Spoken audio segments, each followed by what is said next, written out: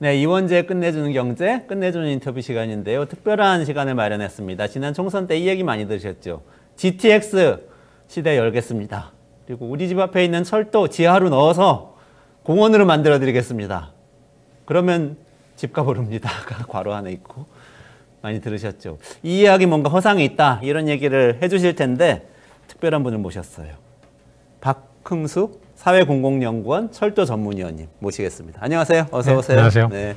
제가 자칭 타칭 철도 덕후라고 듣고 또 되게 저는 놀라웠던 게 실제 현장 기관사 출신이신데 지금 철도 정책 전문가로 활동하고 계시다고 들었어요. 본인 소개 잠깐만 해주시죠.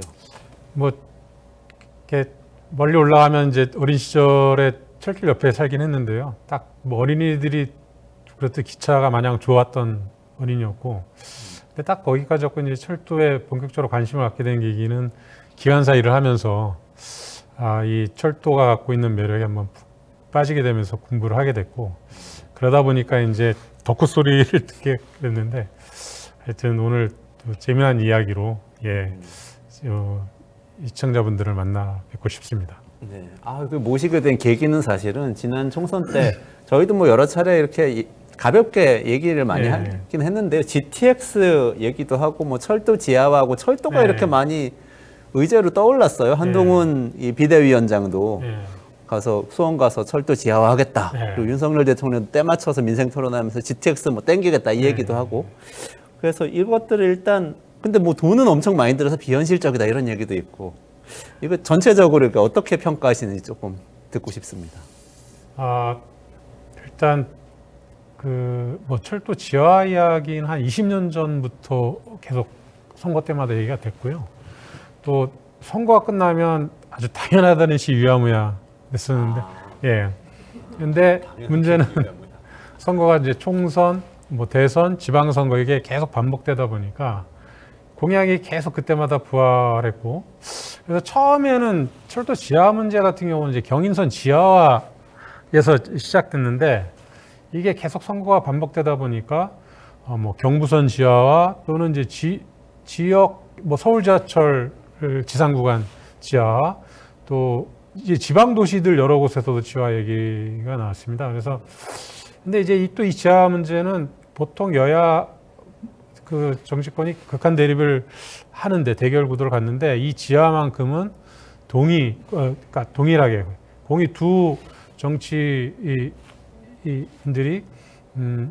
하나의 어떤 통일하게 만드는 이슈 같아요. 그래서 근데 이제 지금 계속 대통령부터 뭐 각 여야 정당 대표들까지 나서고 있는 마당이고, 지난해에는 이제 특별법까지 통과가 됐거든요. 그래서 또 국토부도 연구경에 들어갔고요. 철도 지하화 특별법입니다. 그래서 어떻게든 이제 가시적인 움직임이 있을 것으로 보이는 상황인데, 근데 그런 의문은 듭니다. 그러니까 정말로 대한민국이 반드시 이뤄내야 될 시대적 과제가 철도 지하화인가? 라는 의문이 드는 거죠. 또 이 철도 지하화가 뭐 반드시 시대적 과제가 아니더라도 주민의 어떤 우리 삶의 어떤 그 향상을 위해서 필요한 건데, 그렇게 비용이 많이 들지 않는다라고 한다면 또 생각해 볼 수 있는데, 이 비용이 지금 얘기되는 게 뭐 80조, 100조 이렇게 얘기하고 있거든요. 근데 80조는 4대강 사업을 4번 하는 비용이에요. 그러니까 우리가 과거에 4대강 사업 하나도 엄청난 그 비용으로 거대 토목 사업을 해서 많은 난맥상을 보여줬다고 얘기하는데, 그것에 4~5배 되는 그 공약을 내세우고 이게 집행한다고 한다는 것은 한국 사회가 갖고 있는 모든 사회경제 에너지를 쏟아붓는다. 근데 그렇다면 그것의 결실이 우리 사회에 제대로 또 올 것인가 할 때는 그건 또 많은 의문점이 남는 부분입니다. 그러니까 조금 더 표현해서 말씀을 드리자면, 이 정치인들이 얘기를 할 때 재원 문제에 대해서는 확실한 답을 하는 사람들이 없어요. 그러니까 80조, 100조 들어가는데 그럼 그걸 어떻게 할 거냐? 당신들은 그럼 돈은 어떻게 할 거냐? 그러면 다 민자 사업을 한대요. 맞아요. 그렇게 얘기했어요, 이번에도. 근데 예를 들면 이제 뭐 민주당에서도 옛날에 과거에 뭐 김포대교 어떤 민자 사업의 폐해를 얘기하면서 이 무료화를 해야 된다. 이 민자 사업이 엄청나게 시민들의 어떤 그 압박을 하고 있다. 비싼 요금으로. 근데 그렇게 민자 사업을 비판했던 분들이 이 철도 지하는 또 민자 사업으로 재원을 충당한다고 합니다. 그러면 어떤 민자 사업은 선한 민자 사업이고 어떤 민자 사업은 악한 민자 사업이냐 그런 게 아니거든요. 그리고 이 민자 사업이 그동안 한국 사회에 줬던 폐해들이 어떤 것이었는지 과거의 뉴스들을 몇 개만 검색해도 나오는데 그런 어떤 문제점들을 극복할 수 있는 사업 추진 재원을 모금할 수 있는 사업 추진 방식이 있는지 이런 것들에 대해서 사실 답이 없거든요. 그리고 이게 시도하면 20, 30년 앞으로 쭉 진행될 건데 지금 이런 공약을 내놓는 분들은 한 뭐 60대 뭐 이런 분들인데 이제 미래는 나 몰라라 하는 걸 수도 있거든요. 그리고 이제 그 민자 사업을 또 하게 되는 것은 이제 이 한국 사회의 아주 중요한 인프라, 공공 인프라를 금융자본의 어떤 유동성 자금의 어떤 운명에 맡긴다는 건데요. 그리고 또 민자 사업을 통해서 이 수익이 회수된다고 주장하는 분들은 그 부지 개발을 통한 수익을 통해서 이 공사비를 얼마든지 이제 확보할 수 있다라고 그렇죠. 얘기를 하는데, 근데 이제 생각해 보면 이 민자 사업이 성공하기 위해서라도 부지 개발이 잘 돼야 돼요. 그러면 그렇죠. 부지 개발이 잘 된다는 건 건설사가 거기서 수익을 내야 된다는 건데, 그렇게 수익을 내야 되는 전제 조건은 그 부지의 건물이나 땅값이나 임대료가 많이 올라가서 그렇죠. 건설사들이 거기서 충분한 수익을 얻어야 됩니다. 그러면 그렇게 얻는 수익들이 과연 서민들한테 서민들의 몫이 있을까, 그 과정에서. 또는 그런 부동산 개발이 만에 하나 실패한다면 거기서 파생되는 손실은 다 누구의 몫이냐? 다 시민들, 납세자인 시민들이 메꿔놔야 하는 거거든요. 그래서 그리고 이제 이런 건 재원뿐만의 문제가 아니라 지금 한국 사회의 가장 큰 문제 중에 하나가 임박한 어떤 기후위기 이런 것뿐만 아니라 인구 소멸, 그러니까 지역 소멸, 인구 절벽 이런 것들도 많이 있는데 그 중에서 아주 심각한 문제가 지역 소멸 문제거든요. 그런데 그렇죠. 한국 사회의 사회경제적 재화를 주로 이 민자사업 철도 지하는 주로 서울과 수도권입니다. 그렇죠. 네. 여기 다 쏟아붓는 건데 이번에도 한동훈 위원장이 수원 가서 하겠다고 했던 게 화제가 됐었으니까요. 네, 근데 이런 경우에는 지금 지역을 살리자 이런 것도 부족한 판국에 지역사회의 어떤 산소호흡기를 떼버리는 결과, 그래서 대한민국의 균형 발전 이런 어떤 이 지역의 어떤 자생력 확보 이런 것과는 동떨어진 문제라서 사실 저는 좀 무섭습니다. 이제 철도 지하를 시대적 소명으로 생각하는 분들이 이제 국회나 행정부에서 일을 하게 될 텐데 이걸 정말 신념을 갖고 추진하게 되면 그 결과가 과연 어떻게 나올지 저는 상당히 걱정됩니다.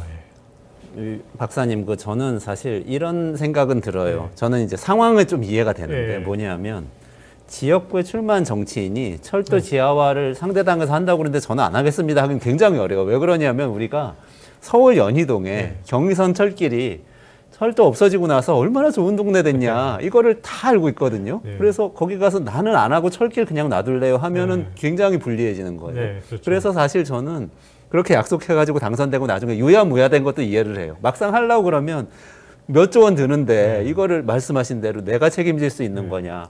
내가 예산을 부어서 하자고 해서 책임질 수 없으면 민자를 유치해야 되는데 민자 유치하려면 지금 서울 강남 지역에도 재건축 잘 안 되잖아요. 건설사한테 엄청나게 특혜를 줘야지 여기 그렇죠. 투자를 할 텐데 그럼 내가 그것까지 할 수, 나 그것까지 못 하겠어. 그냥 조용히 이렇게 넘어갈래 하고 넘어가는 것 같아요. 근데 이 부분에서 혹시 뭐라고 얘기를 해야 될까? 그러면은 지역 주민들은 당연히 철도가 없어지고 공원이 생기는 게 좋아요. 상권도 생기면 그렇죠, 좋겠어요. 이분들에게 설득할 논리가 좀 있어야 되지 않나요? 어떻게 얘기를 할 수 있을까요? 그러니까 이 GTX를 비롯해서 이제 철도 건설 정보가 제일 빨리 공유되는 곳이 이제 부동산 커뮤니티거든요. 제일 빠릅니다. 그리고 이미 이제 이렇게 오래됐고 또 정치인들도 이 공약을 내세울 때 여기 생기면 집값이 오릅니다를 강조하는 거예요. 그리고 이제 이 경의선 철도 지하 같은 경우는 아주 특화된 공간입니다. 우리가 이제 이 어떤 사례를 갖고 이렇게 되면 너무 좋겠다. 지금 경의중앙선이 지하화돼서 이 공원 얼마나 좋냐라고 하지만 이 경의선 같은 경우는 아주 특수한 경우입니다. 여기는 열차가 다니지 않았던 그냥 거의 폐선에 가까운 지역이었고요. 화물 열차가 하루에 한두 대 정도 다녔던 곳. 근데 지금 철도 지하를 얘기하는 곳은 수십 편의 열차가 상시적으로 다니는 곳이고요. 네, 그래서 물론 그런 공약을 해서 지역이 제대로 뭐 어떤 그런 역이 들어오서 그러면 주변이 발전되는 건 당연하고 서로 그런 공약을 내세울 때 나만 그러니까 정치인으로서 나만 그런 공약을 안 내세우면 그러면 좀 문제가 있지 않을까 이런 생각도 들지만 이것은 한 지역구나 어떤 개인의 정치인의 문제가 아니라 우리 사회의 어떤 중요한 사회적 의제로 던져놔서 철도가 지역사회에서 어떤 위상과 역할을 가져야 되는지 그 기능과 역할을 어떻게 수행해야 되는지를 좀 전체적으로 공유하고 그 속에서 철도망에 대한 구체적인 어떤 공유와 이 계획들을 세우게 된다면 왜냐하면 너도 나도 다 이 유치를 한다 그러니까 이제 그때면 뭐 그 없던 역들이 곳곳에 생기는 것처럼 보이게 되거든요. 사실은 그렇게 돼서는 안 되는 것 같고요. 그리고 이제 철도 지하 같은 경우도 지금 한국 이 수도권의 교통의 문제가 있거든요. 뭐냐면 지금 김포선 지옥철로 불리죠. 또 경의중앙선도 그렇죠. 헬 경의중앙선이라고 부르거든요. 그다음에 뭐 지하철 7호선이나 4호선은 출퇴근 시절에 가보면 거기는 야 이거는 만약에 닭들을 그렇게 했으면 아마 동물보호단체에서 이거는 이 항의가 들어왔을 거예요. 동물학대라고. 근데 구호선도 마찬가지고. 예, 구호선도 마찬가지고요. 그런 문제들을 해결해야 비용을 들여서 해결해야 될 게 산적해 있는데 그 철도 지하는 그런 용량 문제를 하나도 해결하지 못하는 거예요. 똑같은 걸 지하로 넣는 거예요. 네, 그냥 지하로 넣는 거거든요. 그러면 그러니까 결국은 그거 이제 이 토공 개발을 통해서 계속 그 개발에 근거한 성장만 이루겠다는 거거든요. 그러니까 지하로 넣고 용량은 안 늘리고 집값만 올리겠다 이렇게 돼버리는 거예요. 예, 그렇게 되면 우리 시민 생활의 어떤 개선, 또 교통 용량의 확대라든지 철도를 중심으로 교통체계 개선, 뭐 이런 온실가스 절감 이런 문제의 사회적 문제는 하나도 해결 못하고 집값을 올려야 되는데 만약에 지금은 또 부동산 개발로 과거처럼 막 그러니까 성장하는 시기가 지났다고 전문가들은 또 얘기하거든요. 맞아요. 투자가 안 돼요. 예. 그래서 그런 투자가 만약에 안 돼 버리면 진짜 엄청난 사회적 비용을 매몰 비용으로 버리게 되는 그런 상황이 이 철도 지하가 지금 달리고 있는 길이 아닌가 생각이 듭니다. 철도 지하화 하겠다고 법 만들고 이렇게 딱 스타트만 해놓고 투자는 안 되고 막 이렇게 방치될 수도 있다 이런 걱정을 말씀하시는 거네요. 투자는 그러니까 몇몇 선들은 그래도 수익성이 있다고 판단되는 곳은 투자가 들어올 건데요. 지금 뭐 GTX A선뿐만 아니라 C선, 뭐 B선, C선, D선, E선 계속 확장되고 있거든요. 이제 뭐 선거가 앞으로 몇 번 더 지나면 뭐 K선, 뭐 X선까지 나올 수도 있습니다. 근데 그 얼마든지 공약을 내놓을 수 있으니까요. 근데 그런 모든 곳에 투자를 하겠다고 나서는 민간 자금도 없을 거라고 보고요. 그래서 이런 것들을 효율적으로 조정할 수 있는 것이 결국 행정부 그리고 이 철도 전문가와 이 도시 전문가 또 이 정당들이 더 적극적으로 결합해서 한국 사회에 정말 중요한 개혁을 위해서 철도는 어떤 역할을 하고 이 개발은 어떻게 방향을 잡아야 되는지 그런 것들을 사회적으로 고민을 좀 해봤으면 좋겠습니다. 그러면은 말씀하셨으니까 GTX로 넘어가서 좀 궁금한 거 좀 여쭤볼게요. 철도 지하화는 뭐 하여튼 민자유치 불확실하기 때문에 이게 쉽게 시작해야 될 사업은 아니고 그런다고 용량이 늘진 않는다 하셨는데 GTX는 땅 밑으로 뚫어서 180km 이렇게 달리면 용량이 늘어나고 또 교통이 빨라지는 그런 장점은 있는 거 아닌가요? 그러니까 뭐 이게 보통 이제 사실 시속 180km GTX 교통혁명 이렇게 얘기하는데 현대 철도 시스템에서 선로와 신호 시스템이 받쳐주면 속도를 이렇게 올리는 거는 어려운 게 아닙니다. 지금 사실 GTX의 가장 기본 개념은 수도권 인근에서 서울까지 빠른 시간에 진입하겠다 이거거든요. 근데 이런 역할을 하는 철도가 지금도 존재합니다. 지금 기차 중에 그 수원역에서 이제 뭐 경부선이나 이제 뭐 장항선 이런 데서 이제 올라오는 그 통근 열차들이 있는데 대전에서 또 출발하고요. 이런 열차들이 있는데 이 열차가 수원에 도착하면 엄청난 승객들이 타게 됩니다. 아, 그 KTX 아니고 뭐 무궁화호, 무궁화호, 예. 새마을호도 좀 예, 있고 무궁화호 그죠? 열차인데요. 네. 근데 이 무궁화호 열차가 맞아. 수원에서 영등포역까지 20분 만에 주파합니다. 저도 많이 타봤어요. 그거 진짜 예. 편리하더라고요. 예, 그러니까 일반 그 옆에 나란히 이제 전동차들이 다니는데 그것보다 3배 정도 빠르거든요. 그러니까 근데 이 무궁화호의 최고 속도는 135km 정도에 불과해요. 아, GTX보다는 훨씬 느리죠. 근데 그래서 문제는 속도보다는 정차역과 예. 또 얼마나 빨리 이제 이 역에 접근해서 승객들의 편의성을 도와주는지. 그래서 사실 지금 한국 사회에 그러니까 수원에서 영등포 정도의 도로 환경을 가진 곳에서 아침 러시아워에 20분 만에 주파할 수 있는 교통수단은 무궁화호가 유일해요. 무궁화호가 교통혁명인데. 예. 근데 사실 GTX는 이런 무궁화호 개념을 확산시킨 거죠. 그러니까 이게 이 뭐 수원에서만 갈 수 있는데 뭐 고양시, 분당, 곳곳 의정부 이런 외곽, 양주 이런 곳에서도 서울에 빨리 진입을 해야 되는데 근데 이 노선들은 이미 서울시는 고밀도로 이렇게 개발이 돼 있고 또 지하철도 1, 2, 3, 4, 7, 8호선까지 있기 때문에 예. 그것을 뚫고 가기 힘들어서 대심도로 갈 수밖에 없는 또 한계가 있는 거죠. 아, 그런 기술적인 이유 때문에. 예. 대심도라는 것 자체가 무슨 혁명인 건 아니고요, 그러니까. 그렇죠, 예. 뭐 대심도는 모스크바 지하철도 뭐 꽤 스탈린 시대에 지어진 것도 대심도로 예, 지어진 지하철이 있으니까요. 예, 100년 전에. 역시 철도 덕후답게 역사가 쫙 나오네요. 그거 자체가 혁명은 아니고 그러면 중요한 거는 빠르게 어쨌든 아니 빠르다기보다 서지 않고 가는 게 중요한 거예요. 서지 않고 직선으로 쫙 가는 거. 열차는 이제 뭐 최고 속도보다 사실은 출발해서 도착까지의 뭐 속도 전 과정을 통한 표정 속도라는 게 중요한데 이 표정 속도를 얼마나 빨리 확보하느냐가 핵심이라서 결국은 뭐 KTX도 그렇고 GTX도 그렇고 정차역이 많을수록 시간은 더 걸리는 게 많은 겁니다. 근데 이 GTX도 또 어떤 문제가 있냐면 GTX가 개통되면 곳곳에서 서로 우리 동네 역을 내달라는 게 이제 그 정치인들의 공약이 되고 또 주민들의 서원이 됩니다. 그렇게 되면 또 GTX의 효율성은 그에 비례해서 또 약간씩 떨어질 수 있는 거죠. 그래서 그러니까 GTX, 그러니까 석가 강조해서 이제 출도착 시간만 강조하는 경우가 있어요. 뭐 동탄 이번에 이제 개통된 동탄에서 수서까지 가는데 뭐 17분 만에 걸렸다. 근데 사실 요거는 이제 GTX의 성과를 막 얘기하기 위해서 강조하는 거고 실제로는 우리 이동을 아주 상식적으로 생각하면 집에서 역으로 가야 되죠. 그렇죠. 또 역에서 역산에 이동을 해야 됩니다. 근데 GTX는 70m 아래로 내려가야 돼요. 70m. 예, 대심도니까. 얼마나 걸리죠? 이동 시간이 꽤 걸립니다. 예를 들면 우리 서울 지하철 1호선 서울역에 타면 그냥 계단 내려가면 열차를 탈 수 있어요, 바로. 근데 이건 그게 아니라 70m 대이동을 해야 되고. 서울 지하철보다 어느 정도 더 깊은 건가요? 비교를 뭐 서울 지하철은 5m 정도 내려가요. 그래요? 그럼 70m면 열 몇 배 더 내려가야 되는 거네요. 그러니까 역에서 집에서 역을 가야 되고 역에서 역산에 이동을 해야 되고요. 또 열차를 타고 고속으로 이동을 한다고 하지만 이동을 해야 되고 또 환승을 하고 또 열차를 타고 이동해야 되고 역산에서 다시 올라와서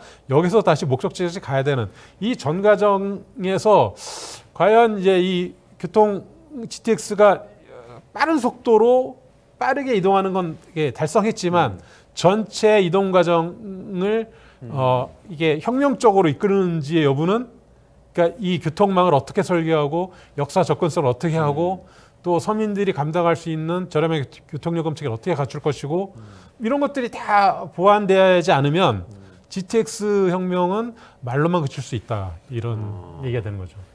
우리 지금 서울에서 그 인천공항 가는 공항철도 있잖아요. 그거 되게 깊이 들어가는데 그렇죠, 예. 그거보다 더 들어가는 건가요? 예, 그것도 GTX? 더 들어가죠. 왜냐하면 인천공항철도보다 GTX는 더 밑으로 지어지거든요. 아, 인천공항철도가 그것도 한 3, 4층 내려가야지 탈 수 그렇죠, 있잖아요. 예. 에스컬레이터 타고 그것도 5분, 10분 걸리는데. 그러니까 지하철이 1호선이 제일 얇고요. 7층까지라고 말씀하시는 그 다음에 2호선이 얇고 갈수록 뭐 7호선 같은 경우 또 5호선 같은 경우도 이제 여의나루역 같은 경우는 이제 강둑에 있기 때문에 하염없이 내려가거든요.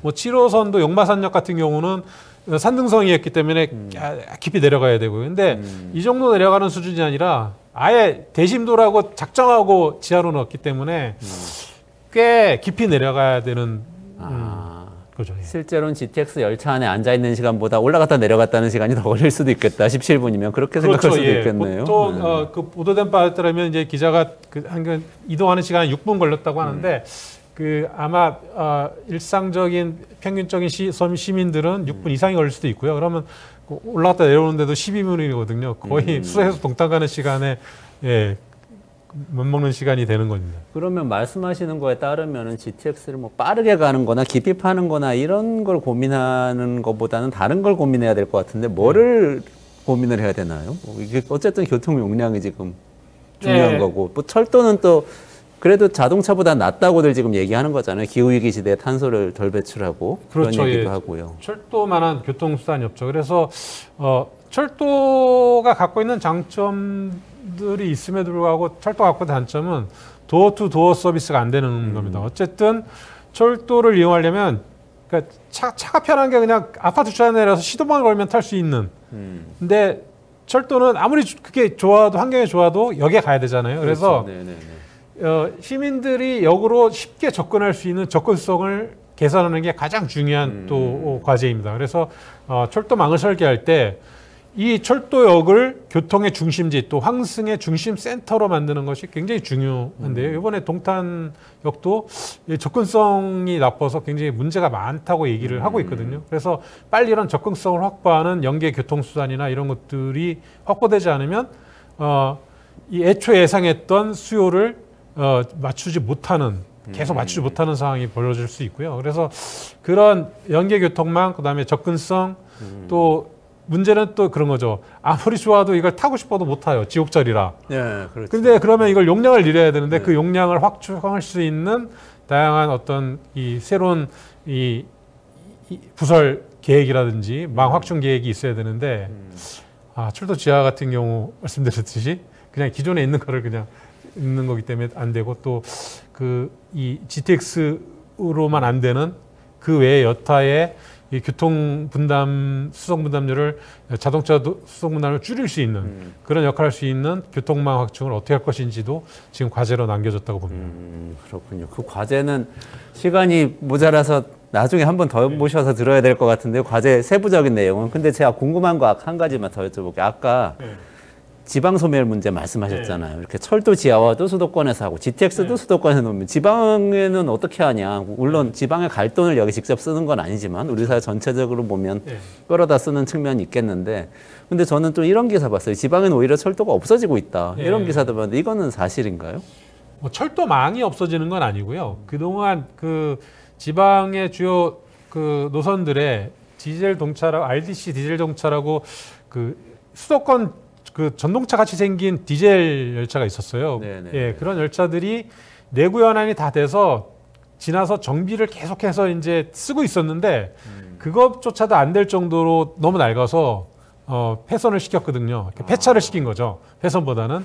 근데 그럼 이거를 대체할 수 있는 새로운 열차를 도입을 못했어요. 안 했어요. 예. 여러 가지 이유로. 그게 디젤 열차라고 그러면 네. 지금 아까 말씀하신 수원에서 서울 다니는 무궁화호하고는 또 다른 거죠? 예, 그런 거는 이거 기관차가 연결해서 객차를 끄는 방식이고, 근데 문제는 이런 디젤 기관차들은 이런 디젤 기관차들은 전기관차로 바뀌었는데요. 이 경부선 운행하는 것들은 상당수가. 경부선은 전기관차로 바뀌어서 서울 수원 다니고 있고. 근데 문제는 이런 전기관차가 끄는 뭐 아까 제가 말씀드린 수원에서 영등포 가는 서울 가는 것도요. 근데 문제는 그 뒤에 딸린 객차, 무궁화 객차들이 너무너무 낡았어요. 이제 이것들도 다 한 2, 3년 안에 다 폐차가 돼야 되는데 이걸 대체할 수 있는 열차들이 지금 ITX 열차들이 등장하고는 있지만 지역의 어떤 말씀해 주신 어떤 그 지역 간 열차들을 운행하는 열차들은 이미 폐선이 돼가지고 그러니까 폐차가 돼가지고 그걸 대체할 수 있는 열차들은 사실 지금 없는 거죠. 그리고 또 그런 지역선에 많은 곳은 전철화가 안 돼 있거든요.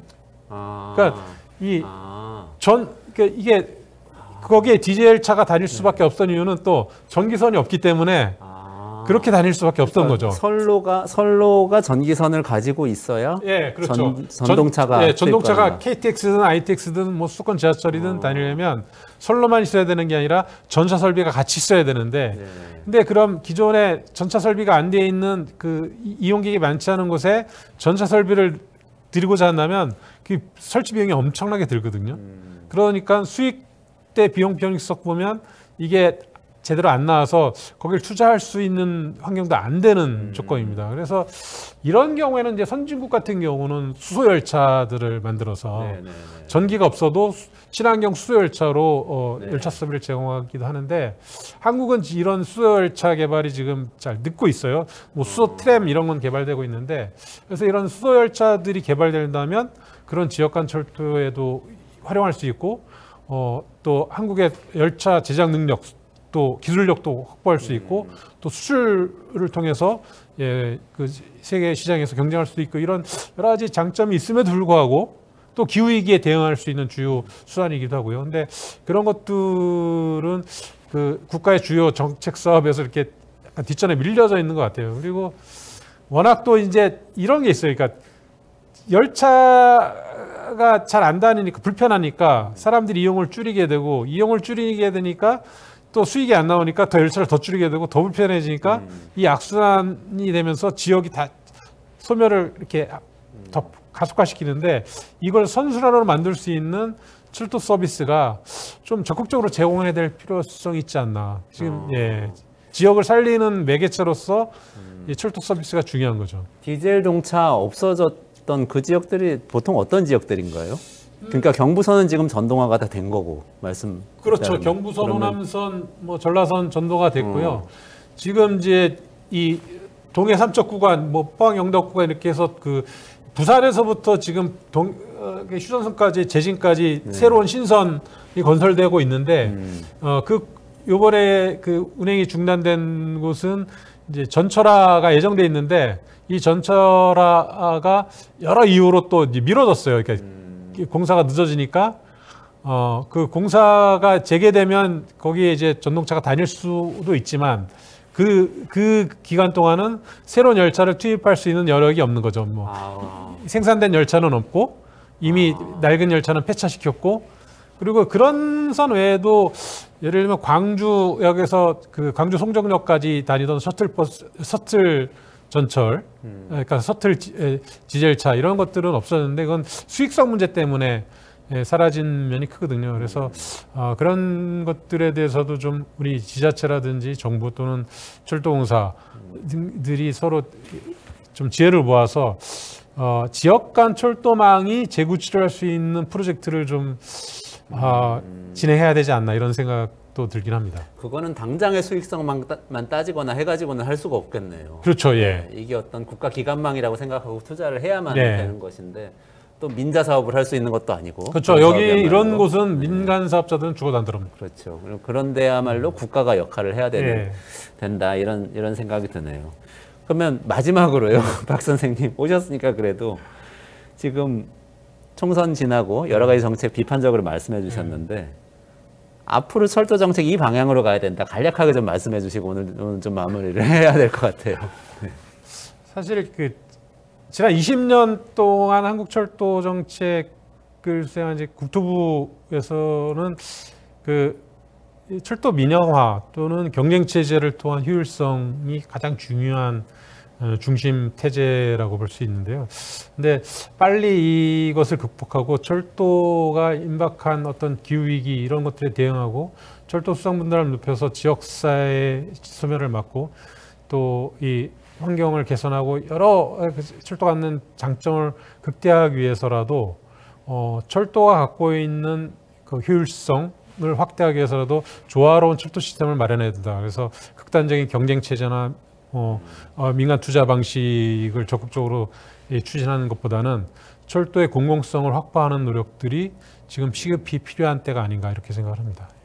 저 말씀하신 것 중에 진짜 그 열차 폐차하는 디젤 동차 폐차하는데 수소 열차 투입하자는 것도 굉장히 인상적이에요. 수소 경제에 우리나라가 투자해서 앞서가자고 맨날 말로만 하는데 그런 데서 좀 실험하면서 그렇죠. 그런 게 새로운 모티브가 돼서 한국이 수소 경제의 어떤 세계적 선도 국가가 될 수도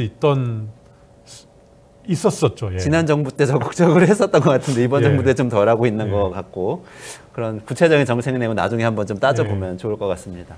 어쨌든 오늘 철도에 대해서 말씀 나눠봤는데 GTX 철도 지하화 뭐 말은 번들으라는데 어느 정도나 실제 우리의 삶을 낫게 할지는 굉장히 의문이다고 말씀 주시면서 오히려 무궁화호나 전동차나 수소열차 이렇게 조금 대안적인 철도를 생각하면서 어쨌든 철도는 기후위기 시대에는 굉장히 중요한 거기 때문에 이렇게 전국에 깔아서 지방 소멸을 막는 인프라를 좀 만들어 보자 이렇게 말씀을 주셨습니다. 저는 굉장히 많이 배웠는데 오늘 처음 같이 방송해 봤는데 어떠셨어요?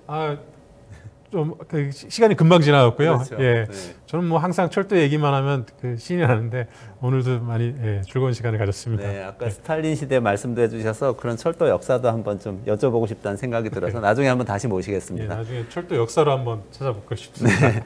네, 박흥수 사회공공연구원 철도 전문위원님 모시고 말씀 나눴습니다. 네, 고맙습니다. 예. 수고하셨습니다.